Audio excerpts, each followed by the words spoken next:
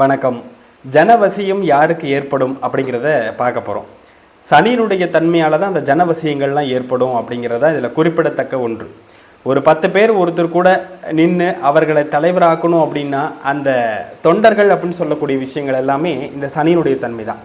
ஒரு கடைக்கு தொடர்ந்து வரக்கூடிய வாடிக்கையாளர்கள் சனியோட காரகத்துவம் தான். அதே மாதிரி நீச திரவ பொருட்கள், குடிக்கக்கூடாத திரவ பொருட்கள்னு சொல்லக்கூட அந்த சாக்கடை அமைப்பு ப்ளஸ் குடிக்கக்கூடாத அந்த சாராய அமைப்புகள், இதெல்லாம் சொல்லக்கூடியது சனியோட அமைப்பு தான்.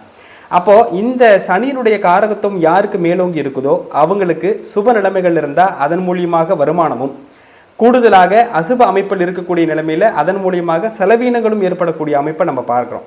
அந்த வகையில் சனியினுடைய தன்மை அப்படிங்கிறது இந்த நீச அமைப்புகளை கொடுக்கக்கூடியது, நீச தன்மைகளை கொடுக்கக்கூடியது அப்படின்னா அதுலேயே இரும்பு, குருடாயில்னு சொல்லக்கூடியது, இந்த மாதிரியான விஷயங்கள் எல்லாமே சனியினுடைய காரகத்துவம்.